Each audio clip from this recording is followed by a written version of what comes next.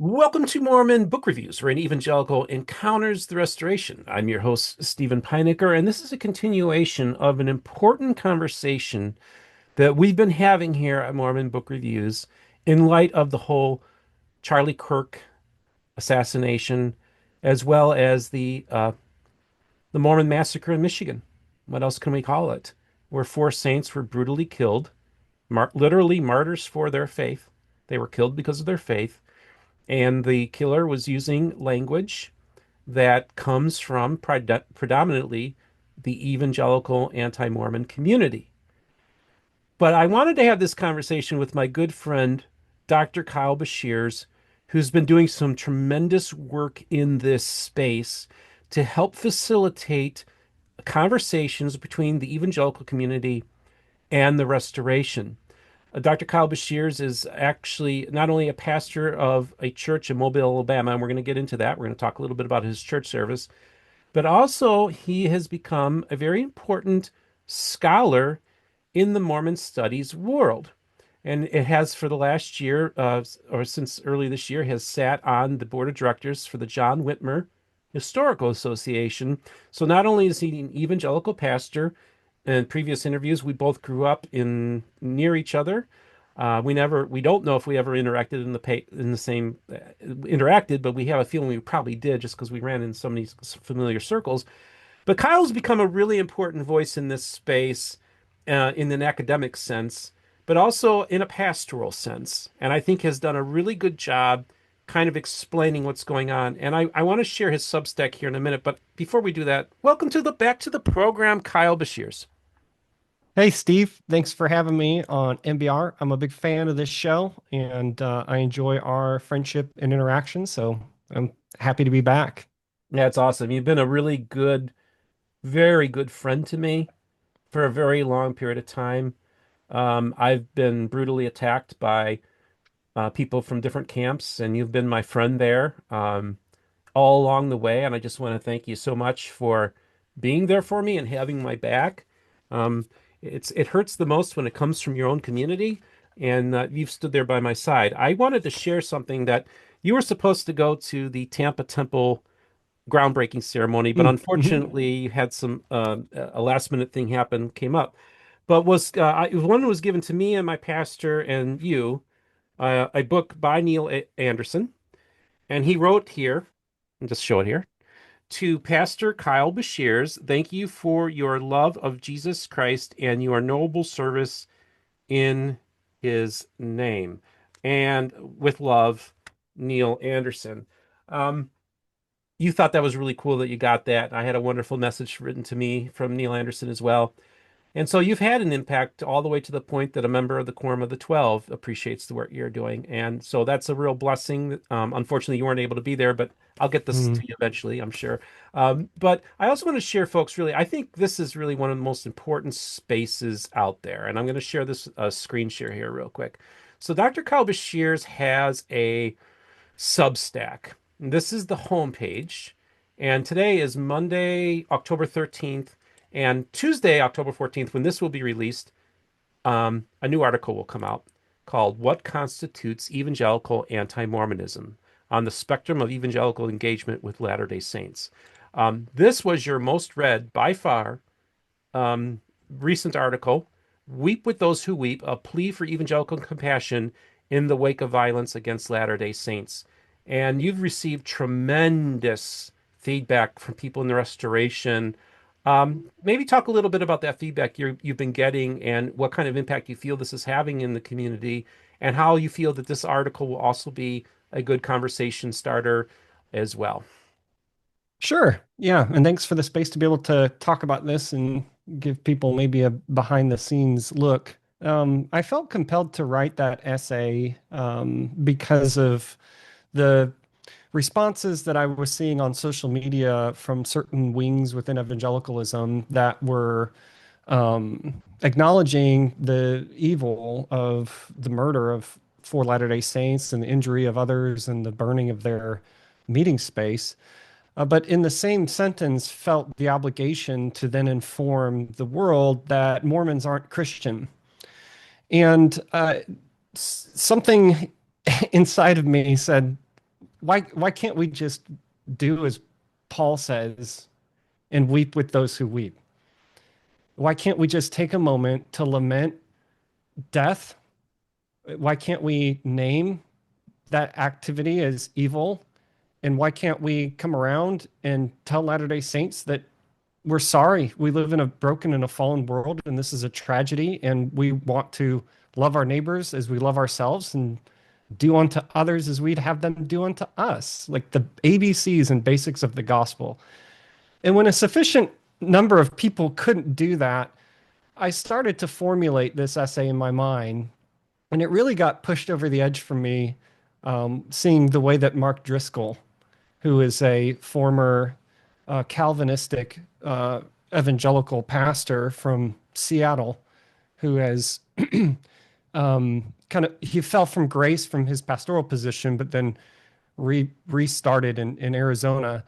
He has a particular bellicose rhetoric towards Latter-day Saints, and he felt it necessary to jump to certain conclusions about the religious identity and affiliation of Charlie Kirk's assassin, implying that because, in his words, the LDS Church is a demonic cult, of course, it would make sense for one of its members to assassinate Charlie Kirk, which, of course, none of that's true. And I saw the discourse of evangelicalism as it's approaching this terrible moment, sort of spin out of control in certain parts. And I felt obligated, having been in the kind of dialogical, or what you might call an ambassadorial space for over a decade now, to throw my 2 cents out there and to try to accomplish two things. One, to inform or to let Latter-day Saints know, or to consider there are evangelicals that don't think this kind of thing is okay. And we're not afraid to call it out. But then second, to call out evangelicals that engage in whataboutism in the midst of tragedy. So I absolutely did not expect that essay to do anything more than turn a few heads from people that would regularly read it because they know me. But it has become among the most widely read and shared thing that I've ever written.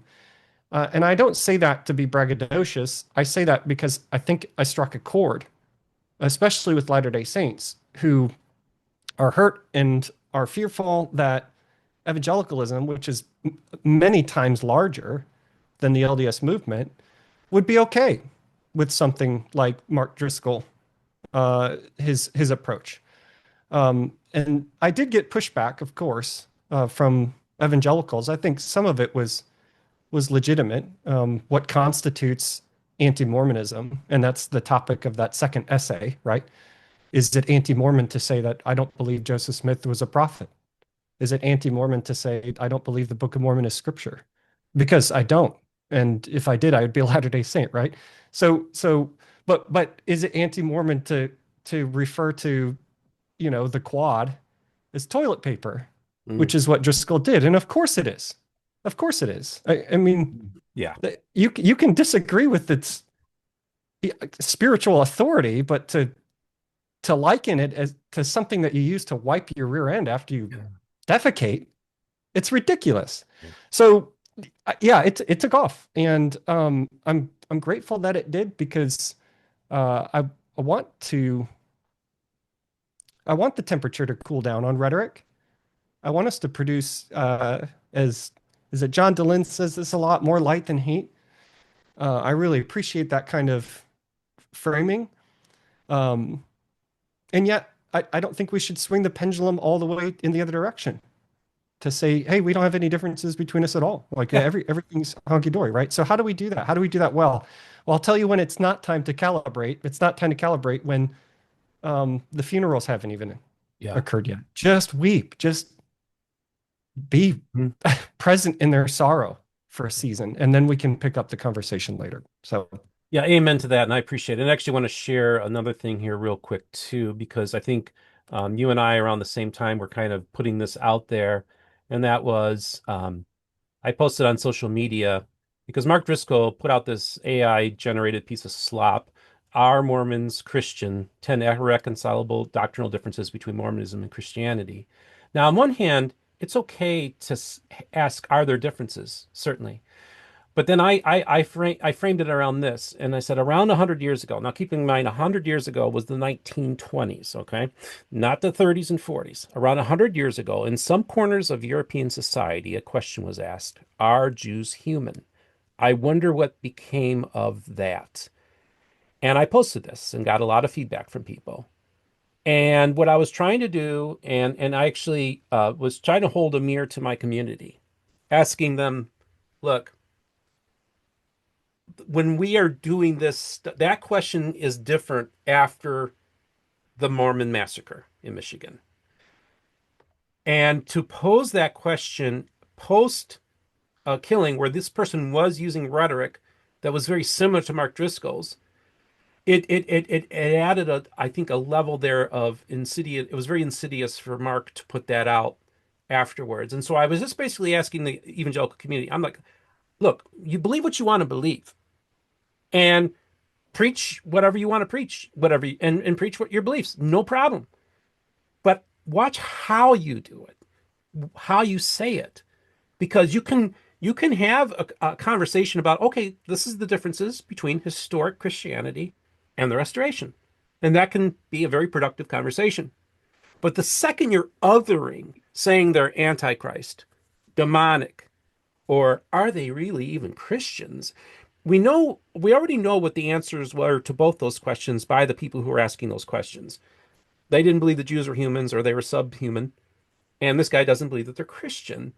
In the context of that they're actually a satanic counterfeit.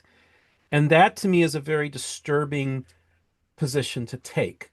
It's one thing to have doctrinal differences, it's quite another to demonize and othering, which I think can be very, very dangerous. And I think it did lead to similar rhetoric did lead to those people getting killed in Michigan.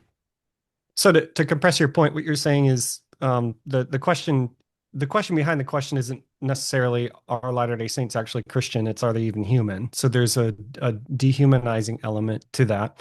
And interestingly, this is a very old thing, right? So do you have the Yes. preview for the So let me Substack? let Yeah, me pull there's up the a preview here because I think, and we talked about this off camera, and I want to share this. Is it you got it? You see it? it's it. Yep, we got it Okay. now. Yep, So we talked about this image. This is a book written turn of the century, 1900. Um, 1900. The Mormon Monster. Talk about this imagery because this is put out essentially by the Protestant evangelical world, keeping in mind that the tentacles of an octopus was a very common thing to use by anti-Semitics who use this to say that the Jews control the world. They are also putting out similar horrible, disgusting propaganda-esque post imagery against Catholics at this time. Maybe talk a little bit about that. Yeah, so the interesting thing about this book is it's written in 1900, so the LDS Church is going through a lot of change. You have the manifesto declared within a decade prior. Things like the word of wisdom are going to become more and more important. The church and the religion as a whole is kind of recalibrating and trying to find its new identity now that it's no longer kind of promoting plural marriage is one of those distinctive factors from Christianity.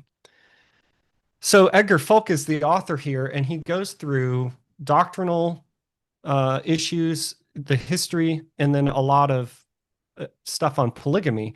And interestingly, if you just stripped away the rhetorical framing, a lot of what he's talking about is true. It's not straight up lies or libel. But the framing is really slanderous, and literally the book cover is dehumanizing, calling Mormons monsters. And then whether he's doing it intentionally or not, Steve, you're right. In bringing in the octopus imagery, the idea is that this is a selfish monster that's very clever and can squeeze its way into all facets of culture, whether it be politics or society or the arts or media. And we can't let that happen. We've got to stop it. We've got to destroy this monster before it takes over. Um, so this dehumanization, it's not a boogeyman. It's a real thing. And it accumulates very slowly over time until you have some kind of event like we did recently in Michigan that wakes everybody up to this moment. And so I think part of the role that's important for you, Steve, and MBR, because of its unique position as being like you're not a dogmatic man, but you do have one dogma, which is neutrality at all cost. And so you have the wildest guests, and I mean that in the most respectful way to them. Just the wildest guests as far as variety is concerned. And one of the things that does is it it it it staves off dehumanization Mm, because the idea is not an idea. The idea is a human being, mm, and you're seeing them in the flesh and blood talking, right? Like you've had people on that claim to be able to translate, like Joseph Smith translated. Um, with all due respect, like I don't believe that for one bit. But that's a person, that's a human being, an image bearer of God that I owe my respect to and deserves dignity, regardless of how severe I would disagree with you know his truth claim there, right? So this is a very serious thing, and I think it's right to steward a very serious moment when a lot of eyes and ears and hearts are attuned to the dangers of kind of really over the top bellicose language or anti-Mormonism, and especially dehumanization. amen. Amen to that. And I think that that's really the role that we're playing here, along with Pastor Jeff. And I've been in communication with Pastor Jeff McCullough of Hello Saints, and hopefully, he said he's kind of said his final words on the subject for the time being. But him and I are in conversation. I've been in conversation with many influencers in this space as well. Of course, I had John DeLynn on last week to talk about this, and I wanted to continue this conversation because I think it's really important. And one of the things that I felt one of the contributions this channel was able to make was as soon as the assassination of Charlie Kirk happened, I immediately said, I need to post something on my channel pleading with evangelicals, don't protest at the upcoming general conference. Mm. Then Saturday morning, I couldn't get to sleep, and the news crossed that President Nelson had passed away. I was like, okay, definitely should not be protesting now. And then as I'm getting ready to go to a local ward, the news crosses that there had been a massacre of Latter-day Saints in Michigan. So that Tuesday, I turned on my camera and I spoke from the heart for 20 something minutes and received a huge amount of response from people. One of my most watched videos of all time. And I thought that was a really important thing to put that out there. Because I was telling a faithful Latter-day Saint who was critical of me being friends with John DeLynn. I said, look, I understand why you don't like John DeLynn, but I said, but 99.9% of the anti-Mormon rhetoric that's put out there is put out by the evangelical community. So I feel like I have a prophetic role to play to my people to say, listen, we need to, I'm putting a mirror up and saying, look, maybe we should do some things differently because the stuff that people put out there, and again, keeping in mind, Mark Driscoll made it clear in his tweets, he said Charlie Clerk was killed by a Mormon. Now, another thing this channel was able to do was one of my contacts reached out to me and said, Steve, we've done a research on it, and it doesn't look this. It looks like this guy removed himself from the records and hadn't been involved in the church for years. Okay, Mm. so we were able to put that misinformation, correct it to let people know this person was not an active member of the LDS Church. Then you sent it to me. This that the shooter may have been tied into an evangelical church, and I just thought in Burton, Michigan, Solid Rock Community Church. So I thought, well, what can I do? like, was this somebody from an evangelical church that did this? So what I did was I just called the church. And 5 minutes later, the pastor calls me back and he says, this person, as far as we know, has ever even been to our church. He's not a member. It was misreported by the Detroit Free Press that this church was he was involved in that church. So what did I do? Well, he asked me to post their Facebook statement on my page, which I did. And then I did a short, which I posted on Facebook and on YouTube, explaining that this person was not a member of that church. Got almost 20,000 views on Facebook and a few thousand on YouTube. Now, I'm not certain if this had any changed anything, but what if there was a person who wanted to take revenge at that church, and then the word came across that they wasn't a member of that church? So we helped kind of diffuse any potential. I don't know, maybe, but if there's a 1 in 100 chance of that happening, maybe it didn't happen because of the work that we do here at MBR. So that's when it really hit me too, was that, you know, people's lives are at stake, and it's really been concerning to me for a while, especially after Charlie Kirk, that, are we just one tweet away from somebody in our podcast community from getting killed, getting shot? And that's why I've been imploring all along, please, everybody, let's just bring the rhetoric down. And I think and the work that you did, the articles that you published, and the information you posted out there, I think helped lower the temperature. So I want to thank you so much, Kyle, for the great work that you were able to do that week as well, because I think it was important that Latter-day Saints see that not all evangelicals feel this way, that there are some really good people who really want to be ambassadors, who want to be bridge builders, such as you and I, and we want to have a civil dialogue. And I think our platform showed now more than ever the importance of these spaces during this time and place. Yeah, Um, yeah, that's great. And I just want to like highlight something there. Like this isn't fake. It's not something that we're doing out of some kind of weird malice or not malice. What's the word I'm looking for? I don't know. Some kind of weird 4D chess where we're trying to endear Latter-day Saints to listen to us, and then all of a sudden in 5 years from now we're gonna spring out and try to, you know, proselytize you. Or I've sensed that concern from some people. Like I can speak from my heart, and I'm sure Steve, you have something, you'd say something similar. Like I genuinely love the Latter-day Saint people, and I'm genuinely fascinated by their story. I mean, you can't really see it because it's blurred out, but like those are the Joseph Smith papers. I've read most of them. Like it's a fascinating thing to me, and it helps me understand Latter-day Saints better because they are such a people that are tied to their history, whereas evangelicals are kind of unmoored from their own history. But anyway, that's neither here nor there. I just wanted to echo that and highlight it, and thank you for the work that you're doing as well. Maybe one of the things I'd love to talk about, because we've mentioned his name a number of times, uh, Mark Driscoll, and if you know me, you know that I very rarely like to be critical of people in my own camp because I like to maintain unity as best we can.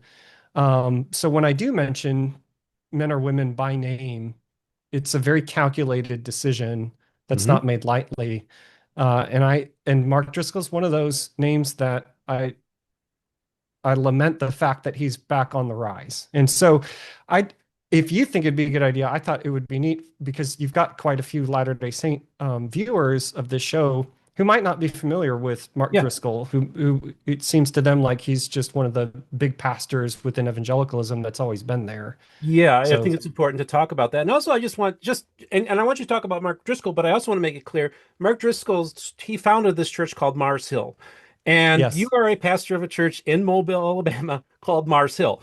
Is there any yes. connection between you guys? And Well, there is zero connection okay. between our church in Mobile, Alabama, and the former Mars Hill Church in Seattle, Washington. It is, at this point, an unfortunate coincidence that both of the founding pastors of those church around the same time came across the story in Acts 17, where Paul preaches at the Areopagus, or in the King James, the Mars Hill, or the hill where Ares or Mars was in some kind of myth.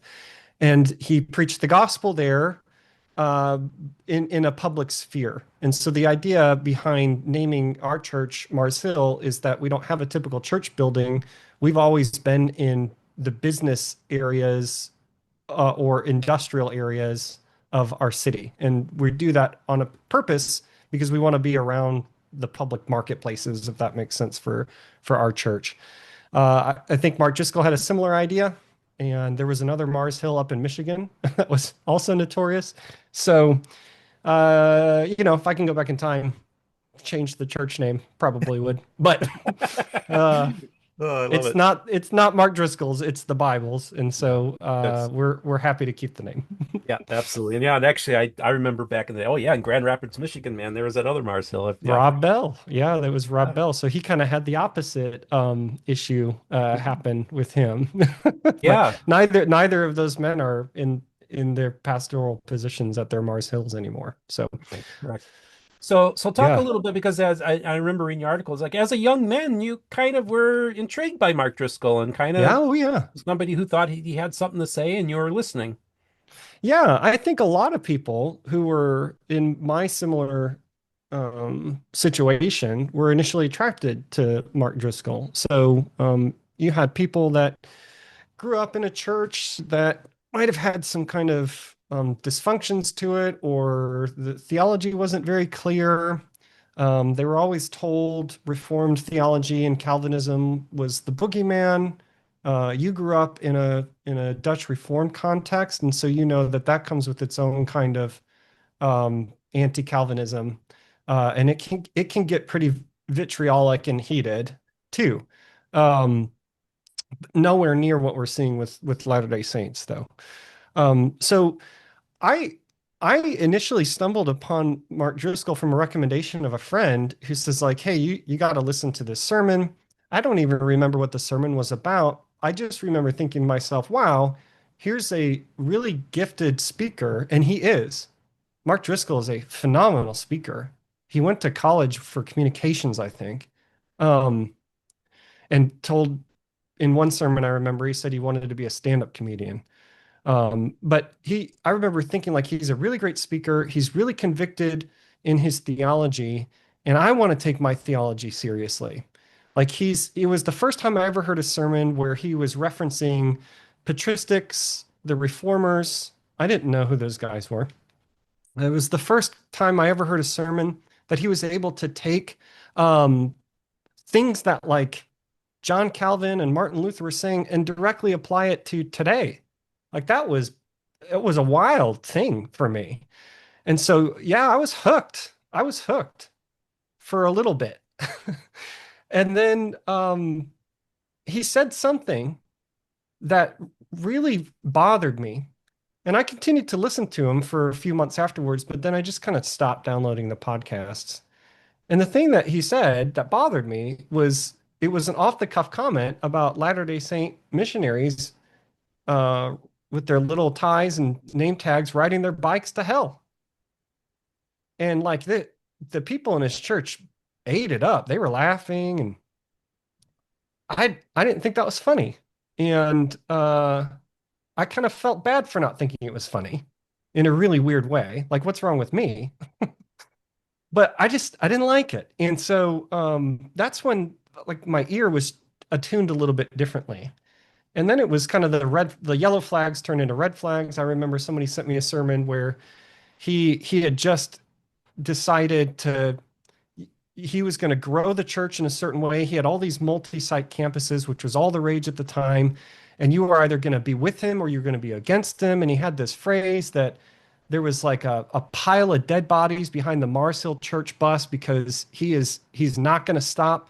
And by God's grace, it would be a mountain or something like that. I mean, it was, it was conduct unbecoming of a pastor. Did he ever have any kind of scandalous moral failure? No, but that doesn't matter because the requirements for an elder or a pastor in Timothy and Titus require gentleness and kindness. And so after patterns and seasons and years of this kind of bellicose, um, angry, uh, get there at all costs leadership, people started to call him out. But he had grown so large within the young, restless Reformed movement among Calvinists that he was nearly untouchable. He started a church planting network called Acts 29 that just exploded. The Southern Baptist Convention, I think at the time, was like begging him to join. He was making friends with all sorts of these mega pastors, like Rick Warren, and he was just a rising star until finally the house of cards collapsed around him. Um, he was removed from his position when the elders there tried to hold him accountable. He refused to go under any kind of church discipline or restoration, because church discipline may be an unfamiliar thing for Latter-day Saints, but it's when your authority as a pastor, an elder, or a deacon is taken away momentarily for repentance and for restoration, hopefully to be restored to that same position. He refused to undergo any kind of process like that. And instead of taking a break, he moved his entire family to Arizona and started again. And instead of young, restless, and reformed, because that movement had kind of petered out by that time, and Calvinism's not as cool as it used to be, he goes the charismatic route. And he even has this interview with a podcaster where he basically gaslights the audience into saying he was never a part of the Calvinistic movement. He thinks it's demonic or evil. Like everything's demonic to this guy. That's not his position.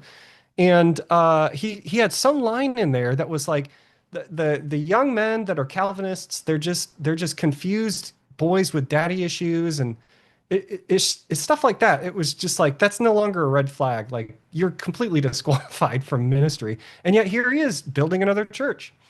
So he starts there, and it starts small. And I'd honestly not really thought about Mark Driscoll for a few years until he's really good at onboarding his personality to whatever movement he thinks is going to take him the extra mile. And when he realized that the charismatic kind of movement isn't going to get him there, but MAGA inflected evangelicalism is, he hitches his cart to that horse, and boom, he's skyrocketing. So he is back on the rise and becoming more and more influential by the day within the evangelical movement. He's far more influential today than he was just a year ago or 2 years ago. I would have said 3 or 4 years ago. He's going to ride it out into obscurity with the church of a few hundred people, but I don't think that's the case. I think he's coming back, and not in a good way.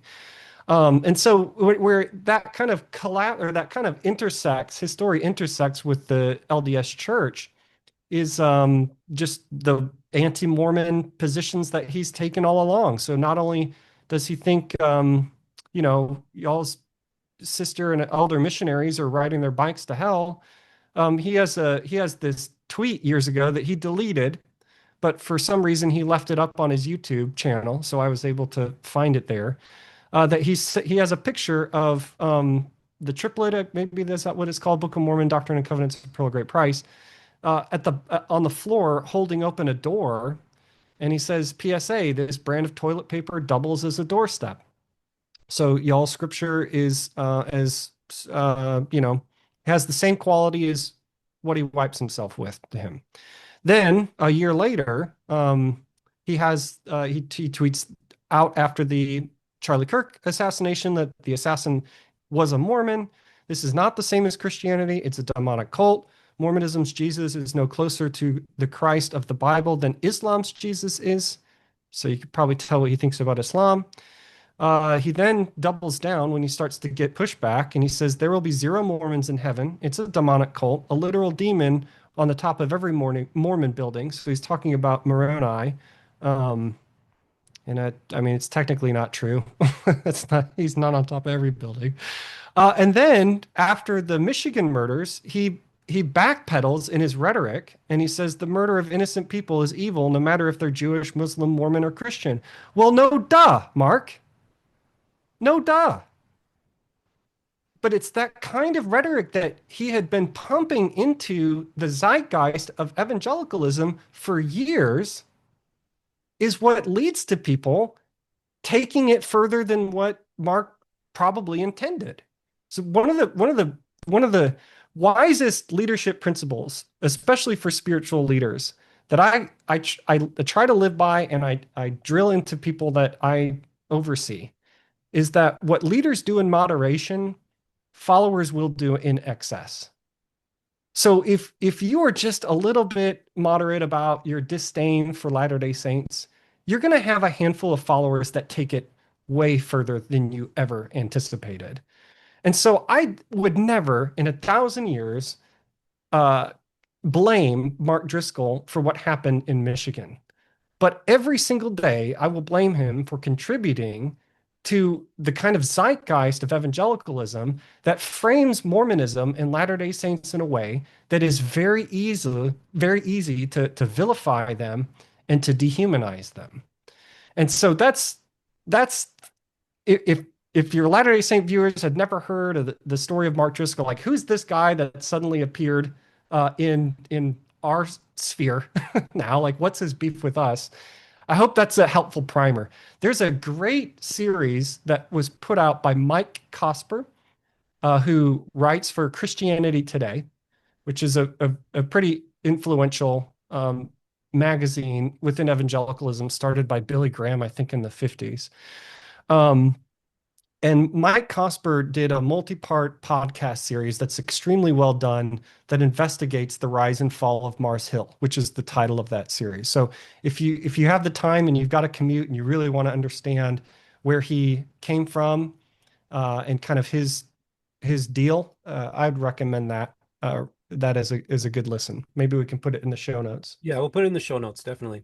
And I think that's good too, because it also, I think it's illustrative that there is accountability within the evangelical community, in that um, he was held accountable by his elders and deacons in his church, Yes. and he ended up being removed. And also the group that did the most expose work on Mark Driscoll were not atheists, were not anti-Christian. They were within the Christian community. So I think it's to the credit of the evangelical world that they did say that he's out of line and he's not being a good pastor here and he needs some discipline and restoration.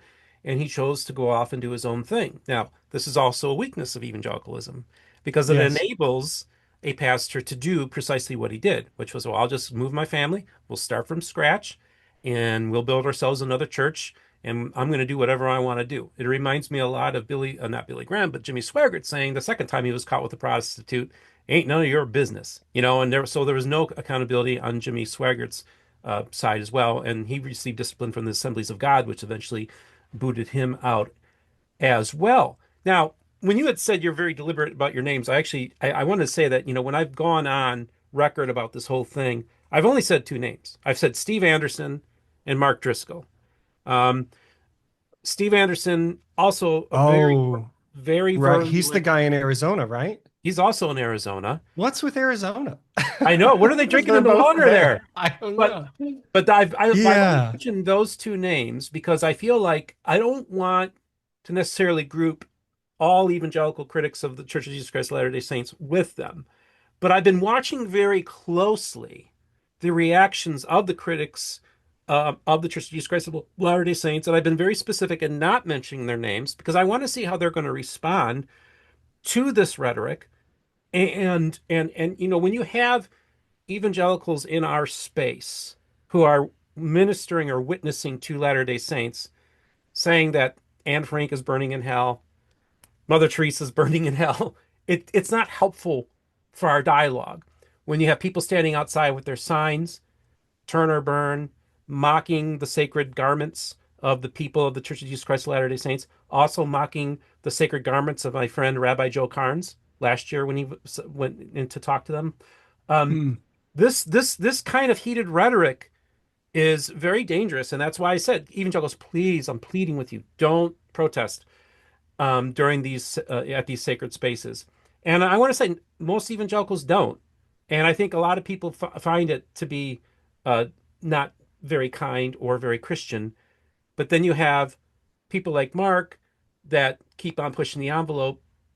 And what's so fascinating, what I loved about your article, which I read earlier today, which again will be released today, will be on the 14th when this episode comes out, was you actually parallel Mark Driscoll at the well. Hmm. And maybe talk a little bit about that. The so you're saying the woman at the well in Right. John Hmm. chapter 4. Yeah, yeah. So this yeah, there's a lot there. We can come back Sure. to some of those things too, because I think there's one of the points of this essay that's being released today for your viewers was to kind of create a spectrum of how evangelicals interact with Latter-day Saints. This isn't a prescription. I'm not saying this is how we should do it. It's just an observation or a description of what I see. But I do make 2 points very clear that I think are illegitimate ways to engage Latter-day Saints. Obviously, anti-Mormonism. If you couldn't pick that up by now from me, I don't know if maybe you're not listening. And then second is just this complete syncretism where we're just blending all of our beliefs together. We don't really have any differences. Yeah, we do. We absolutely do, and we need to talk about them. We just we can't allow the tension that those differences bring to other each other and to demonize each other and to dehumanize each other. So there's a fine balance, and I think there's 3 modes that I observe evangelicals. But maybe that'll be the teaser. Y'all can read it if you'd like. The yeah. So I imagine John 4 in the woman at the well with somebody that does that has more of an approach that Mark Driscoll takes. I call him Dr. Iskell. Um, I don't know why. It's cheesy and weird, but I was in that mood when I wrote it. So I reimagine the famous story of Jesus approaching the Samaritan woman at the well, not with Jesus at the well, but with somebody like Mark Driscoll. And what would that kind of encounter be like? And I realized that Latter-day Saints, sometimes when I bring that up, I say like, hey, I think a really good analogy for how evangelicals ought to approach Latter-day Saints is the way that Jesus approached the Samaritan woman at the well. It assumes that evangelical Christianity is the wellspring of all truth, and that we are Jesus, and the Samaritans are these half-breed people that we don't really have to pay attention to. And it takes the evangelicals to finally say, no, that's not true. That's not really what I'm getting at. What I'm trying to get at is to show the stark differences between like contemptuous, dismissive rhetoric and Christ-like engagement. Like that's the whole goal here, right? So yeah, the Driscoll figure comes to the well with the Samaritan woman there, and she asks the same question that the Samaritan woman in the Gospels asked. And you're a Jew, I'm a Samaritan. We have no dealings with each other. Why are you asking for water? And the response is, thy scriptures are fit only to hold open doors and to serve as refuse. Your temple is a haunt of demons, and verily not one Samaritan shall enter the kingdom of heaven. Like that's what Driscoll's doing. That's what he's doing with Latter-day Saints. Did Jesus agree with everything that the Samaritan woman believed and the way she lived? Obviously not. Is that the moment in time to bring those issues up? No. What he did was he pointed to himself. He proved his messiahship to her by, knowing a lot about her life that a stranger couldn't possibly have known. But to actually transcend from the theological disagreements that he as a Jew and she as a Samaritan woman would have, and to just say, look, there's a point in time coming, and it's here now, where the Father desires for us to worship in spirit and in truth. And then later in the Gospel of John, John identifies with a capital T that Jesus is truth. Right? So that's what he's saying. Like, I think our goal, especially with interfaith dialogue, is to try to beeline each other towards the capital T truth, which is a person. It's Christ. And the more we can talk about him, the better I think our interactions will go. So yeah, calling the Book of Mormon toilet paper and calling, having what is demons on top of all of their buildings. The woman at the well in this story walks away, doesn't give the water, and tells herself, I'm not telling anybody about this guy, with one exception. If I see his disciples near them, I'm going to warn them away. And the analogy there is, okay, if a Latter-day Saint has an interaction with an evangelical like Mark Driscoll, what do you think they're going to say to their fellow Latter-day Saints? Evangelicals are terrible. Mm-hmm. They don't think anything of us. Mm-hmm. They're angry all the time. They have the spirit of contention. Yep. You don't have to interact with them. Right. And that's not good.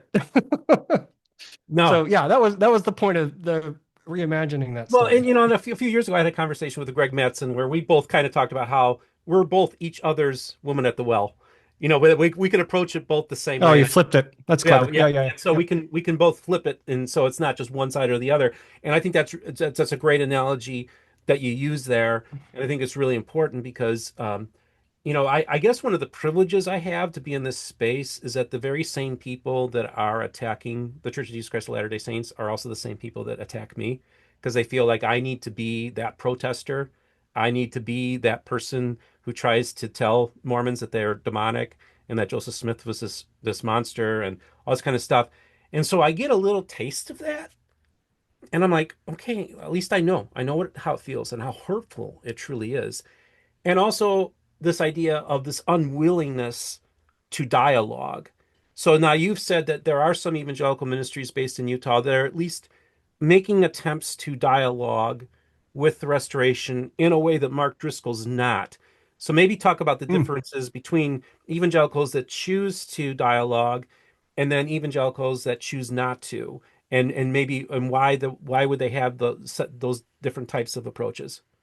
Yeah, I observe at least three types of engagement. The first is what I call polemic, and this is probably the mode that Latter-day Saints are most familiar with because these are the folks at General Conference that are either doing a very poor job, bordering on, if not fully engaging in anti-Mormonism. Like there's a guy that likes to dress up like Satan and tell Latter-day Saints they're getting a call on his hell phone, which is one of the cheesiest things I think I've ever heard in my life. And but there are people there that are wanting to have genuine conversations, and this is the way that they're expressing a genuine love and concern for Latter-day Saints. And so they spark up conversations about dialogue, but they do so in a polemic way.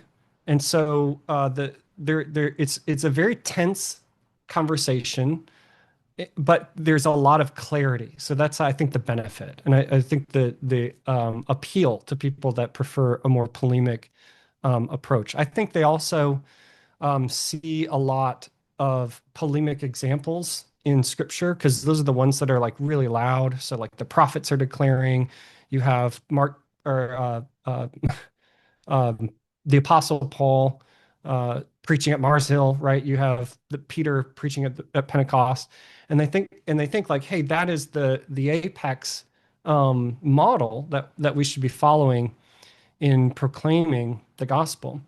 That's absolutely a legitimate mode, but that's not the only one. And we do see plenty of other examples in Scripture where you have dialogical encounters. My favorite is John 3 with Jesus and Nicodemus, and the amount of uh, like theology that's discussed in that phrase is so crucial and so important, especially to the evangelical identity, not just the Christian identity, that one of the most famous verses we're probably known for spouting is John 3:16. Right? It's one that we grow up learning as one of the fundamental passages in all of Scripture. So there's the polemic, and then there's a mode that I call the ambassadorial um, mode, and the ambassadorial mode is is what it seems like, right? So a person that engages in kind of ambassadorship sees themselves as not an official, but a de facto representative of evangelicalism, and they're seeking to engage Latter-day Saints primarily in an irenic, peaceful, and relational way, yet without jettisoning doctrinal and practical differences, and not sidelining convictions, right? So I love to have theological conversations with Latter-day Saints that we get into the nitty-gritty on like why we disagree about things. And I'm not afraid to say things like, I really don't like that Joseph Smith engaged in polygamy. I think that was wrong. And I know that makes Latter-day Saints uncomfortable because what I'm saying is I believe there is something flawed morally about one of your central authority structures. So what I'm not going to do is I'm not going to beat that over your head because at the same time, as a pastor, I'm keenly aware and attuned to the emotions that are bubbling to the surface when you have those kinds of tense conversations. And so then I prefer to back off and to talk about what we do agree on, right? Especially if we can get to discussions about Jesus from the woman at the well. So I think people that are doing this particularly well right now, the ambassadorial model is Jeff McCullough over at Hello Saints. I think he's doing a very good job because he keeps doctrinal disagreements and differences forefront. And yet he does so in a way that doesn't feel like bait and switch, and it doesn't feel disrespectful for Latter-day Saints. And as an evangelical, like I trust him. I trust him. I've not heard anything. Maybe like 10% of the things he said, I'm like, I'd say that differently, but it's totally an intramural conversation. And then there's a third mode, and that's bridge building. Bridge building, it tends to downplay clarity on doctrinal differences, but the benefit and the trade-off is that it also lessens tension so that we can just sit and breathe for a moment and seek peace with each other because our two movements have not had peace for we when we have peace, that's the odd part of our story. The norm, the default position between evangelicals and Latter-day Saints is hostility. And it goes all the way back to day one. And so bridge building is the process by which we can set aside differences momentarily to maximize what we do agree on and to really lean into the relationship piece and the belonging piece and to leave othering at the door. Like that is not allowed. We're seeking understanding here. I'm not trying to get you to convert. I don't want you to try to get me to convert. Let's just set those impulses aside and just try to get to know each other as human beings. I see there's one ministry that our church has partnered with for over 10 years called Standing Together with Greg Johnson, who does a phenomenal job, especially with the relationship building piece. If you've ever met him personally, you know he is a people person through and through. And he's developed some incredible friendships and relationships on both sides and within the quorum of the 12. Like the stories he's told me with the like the privileged exclusive access that he has to some people in the church is insane. And some Latter-day Saints would never have that kind of access if they lived 1,000 lives. And so I see you. I see you, Steve, as being part of that bridge building exercise as well. Um, is that what you were looking for? Yeah. I might have. Yeah. Yeah. Okay. Okay. No, Yeah, I appreciate you bringing that up. It's really fascinating because, in the last week or so, Pastor Lynn Ridenhour passed away. And of course, he, for decades, was a Spirit-filled Southern Baptist minister who preached from the Book of Mormon for decades. And that's right. The Yep. very first Book of Mormon rally I ever attended was in the fall of 2021.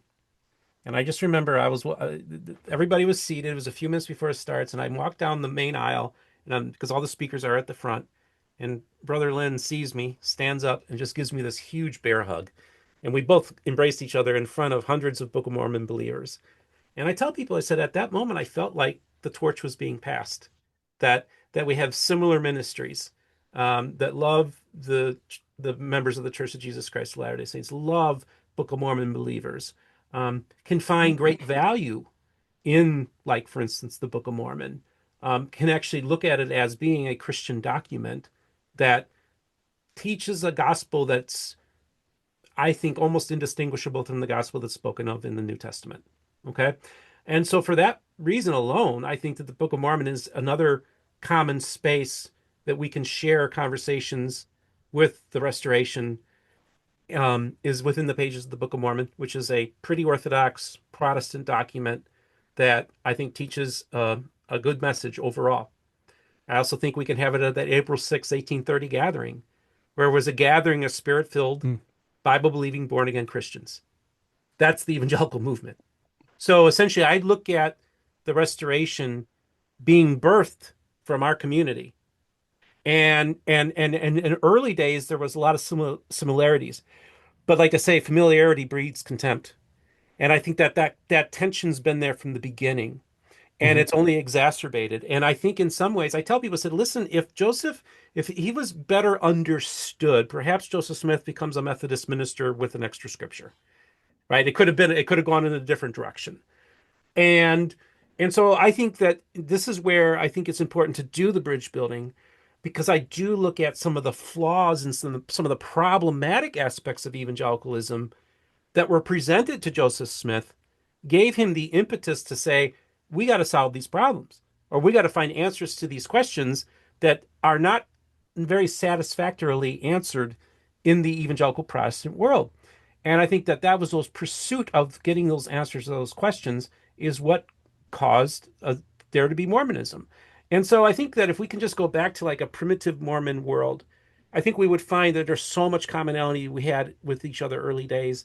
And maybe in an alternative universe, maybe we're still speaking to each other. Maybe we might have a different relationship with the Restoration. And that's why I think it's so important for us to find those common areas where we can talk. And so when a Baptist minister is preaching from the Book of Mormon about the need to have a born again experience, um, amen. And I think that is so important that we can have that opportunity to share our story with the Restoration, using their scriptures and using it with respect, and but not to proselytize, but to help better understand each other's communities. And I think that's kind of the ministry of this channel, is just to get people to talk to each other. Listen, I've had Latter-day Saints come to me and say, if we were to ever leave our church, we'd probably become evangelical, Steve. Well, that that's interesting, isn't it? And it's because I'm just trying to show that not all evangelicals are like Mark Driscoll or Steve Anderson, that there are a lot of good people in our camp that genuinely love the people of the Restoration and have a genuine love for, in many ways, for Joseph Smith and the Book of Mormon, like I do. I mean, I just can't. I tell people, I say I am the person who I am because of Joseph Smith and the Book of Mormon. I literally go on Mormon stories and say how Mormonism saved an evangelical's life. And so I think it's also important for people to hear that story, including an ex-Mormon audience like John DeLenz, and just to show that, and I've even had Latter-day Saints tell me, ex-Mormons tell me, I hate the church a lot less because of the work you do, Steve. See, that's the thing. Turning down the temperature, Lower tension. Yeah. lower the tension, and find the goodness and the beauty of these things. And like I told David Boyce a couple years ago, I said, the difference between you and I and the critics of the church in our Protestant world is that we get to see the pearls of the Restoration. And once you see the pearls, you can't unsee them. And when you have the one-on-one conversations like you've had, Kyle, and realize that Hmm. there's a beauty in the people of the Restoration that we get to see, a loving of Christ that many of them have. And so for me, that's been probably the biggest privilege of being in this space, is being able to get to know the people of the Restoration. I imagine you would probably feel the same way. Oh, for sure. Yeah, I love getting to know them. How much time do we have? Because there's Oh, there's two things I'd like to please take your one. time. Yeah, Okay, please. okay, yeah. I'm There, doing a little bit more talking than normal, but this really yeah. hits home for me. And so, Well, but it's because this is what we do. Like, this is you and me talking on the phone once a week. this is our conversation, right? This is Yeah, how it goes. Okay. yeah, So yeah, and yeah. actually I was like, I did the same thing with Kobe Reddish. Kobe, we talk on the phone for all this. Let's just do it. Let's tape it. We're Let's doing the just same talk. thing here Yeah, with Kyle. yeah, So Kyle, you got two yeah. more things you want to bring up? Let's So bring them up. this is really great. So the way that you're approaching the Book of Mormon, just like a few months ago, I don't think I would have had the right like buckets to put that into. But I think and again, this is description, it's not prescription. As I'm observing your work and I'm describing Steve Pynakker and what he's doing with his channel for bridge building. I think the way that you're approaching the Book of Mormon is like really in that camp. And this might actually provide the audience tangible examples to see how like a bridge building method might look different from an ambassadorial method. And so for me, and you have a really deep um, personal connection to Joseph Smith and the Book of Mormon.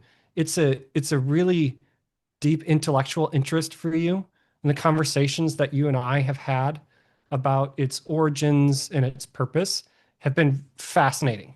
I think I'm okay to say this, and we can cut it if not. I've encouraged you, Steve, to put some pen to paper and to present some of your ideas on this. Um, but for me, the Book of Mormon is very different. I see it as what I would call American pseudepigrapha, so writings from the United States that claims names of authors that didn't exist. I think it's a really important work in the sense that it gives us an incredibly sharp and attuned snapshot to theological and political and socioeconomic issues that were happening in the beginning of the 19th century.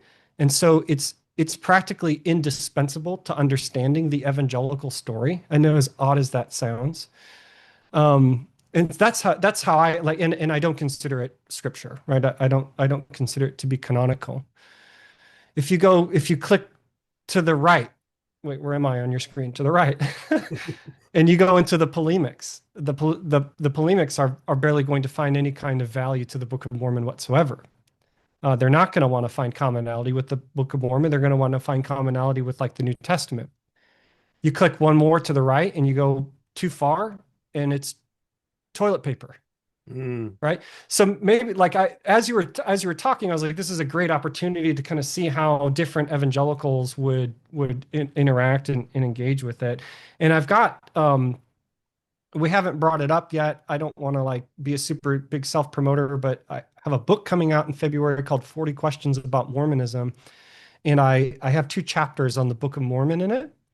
And then I'm also presently writing another book for Baker, which is one of our, as an evangelical's largest publishers.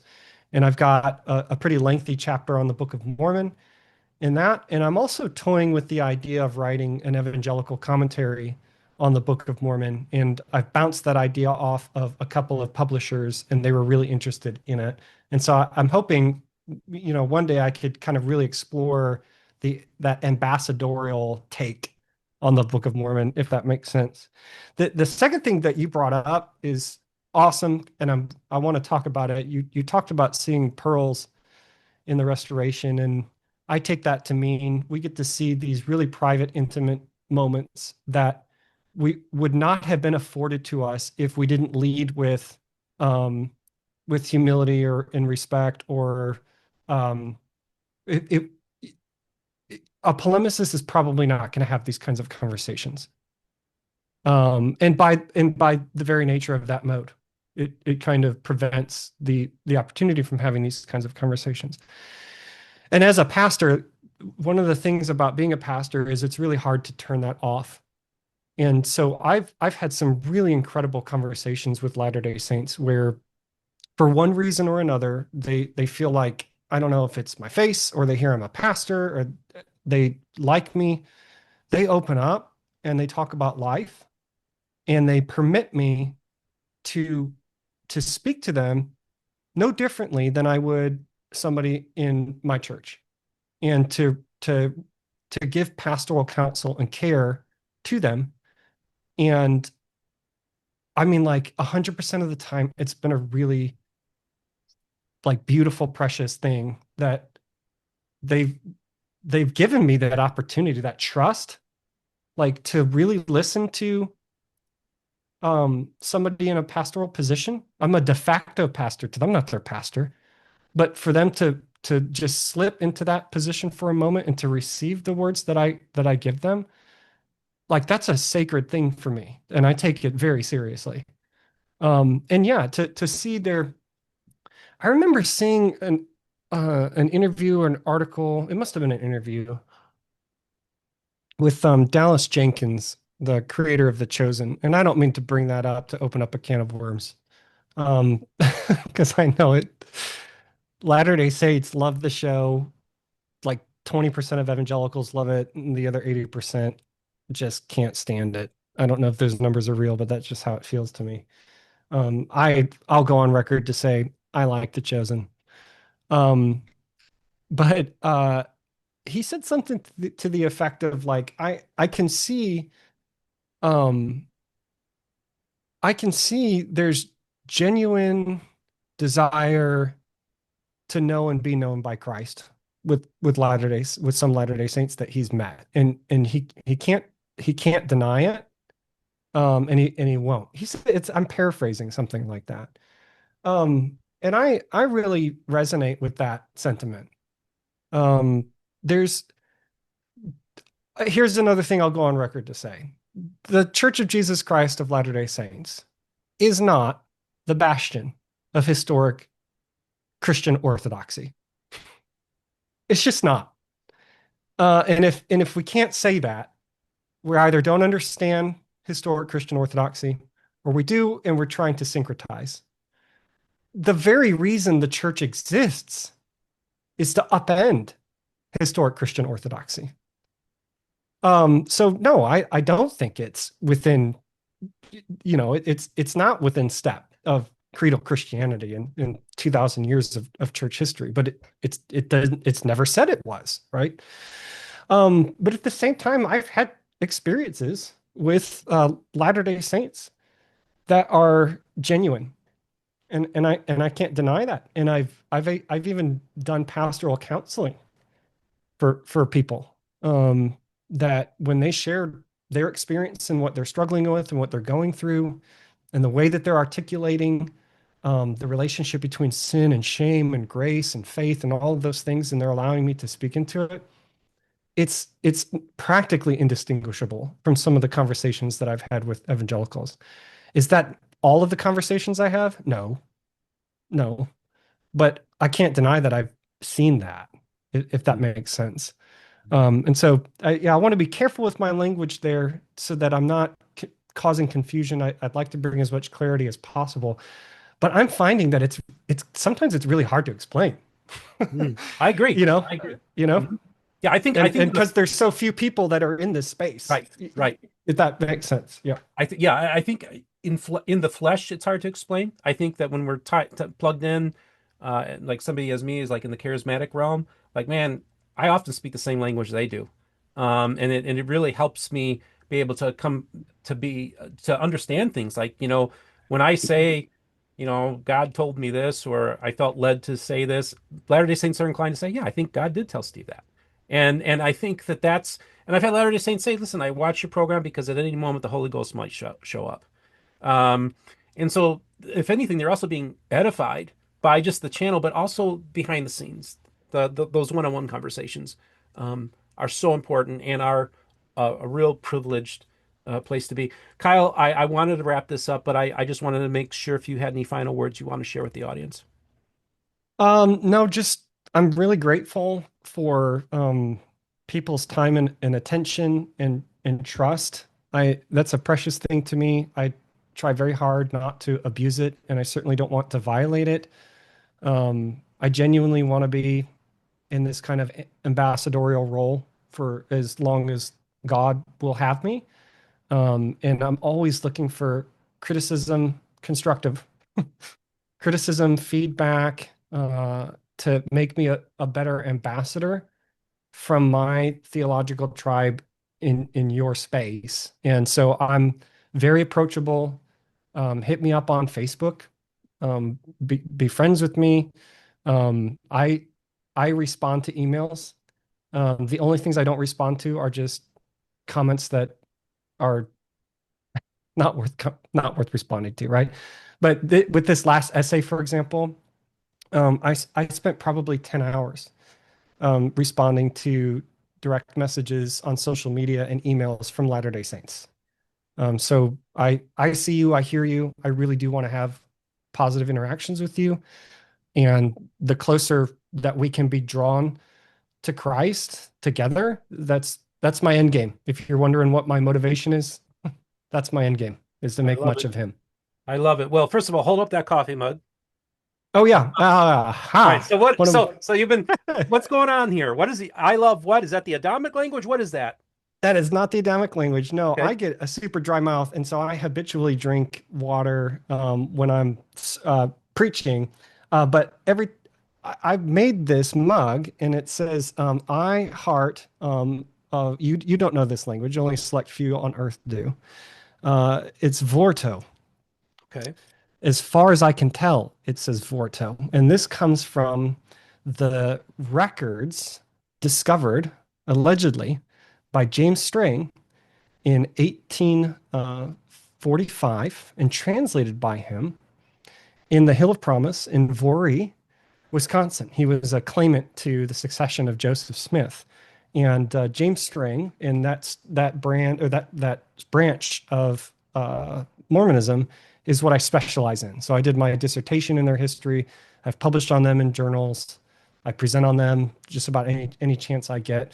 And so I did a presentation at the Book of Mormon Studies Association a few years back, where I framed the Voree record as a Book of Mormon document, um, so called. And then I created these mugs and I gave them to a handful of friends. So it's a bit of trivia. That's great. No, and by the way, I never got one of those mugs, so I must obviously I'm not in the inner circle of Kyle Beshears here. I owe you one of these. I owe you one of these. Oh, okay. A 16-bit James J. Strang with his Book of the Law of the Lord sticker. Uh, I gave him out at John Whitmer this year, so I will mail you a couple. Thank you. Thank you. I appreciate it, my friend. I love it. And one last thing I want to ask you, because both you and I grew up in the mean streets of the region. Oh yeah. We were scrapping, just getting by. And but I say evangelical and you say evangelical. Which one's right? I'm not gonna pick a side in that debate. I made it sound like it was really, really big. I prefer evangelical. I think for two reasons. One is because etymologically it's related to the word evangelion, or where we get our word for gospel from. And I honestly I think it's because for a season of my life I was bilingual with German. I've since dropped it off. I studied German. um, my wife was raised over there. We lived in Germany twice. Hmm. We attended a German church, and the term for Protestant there is evangelisch, and we went to evangelisches Stadtmission, which is the Protestant city mission. And so maybe that's why I pronounce Okay. it evangelical. Or maybe I just want to be pretentious. Who That could knows? be I don't know. either way. That's why I brought us up being raised in the same region, but yeah, we have a different Yeah, pronunciation. no, we have Sure. different pronunciation. Yeah, yeah. I love it. But we So we have a shared love for our failed Cubs, and that'll. yes. Okay. No, that's for another episode. Of course, it's Monday night. The Bears are playing, so hopefully we won't have another fail Mary this year. Unfortunately, fingers crossed. Kyle, thank you so much, homie, for coming on the program today. Yeah, of course, man. Steve, thanks for having me. And I just want to real quick, folks, before we let you go, I just want to remind you that this article will be released. What constitutes evangelical anti-Mormonism? And it's a really great article. I had the privilege of previewing earlier today, and you can find it over at Kyle Beshears' Substack, and you can subscribe and get emails from him, and you can be in contact with him also on Facebook.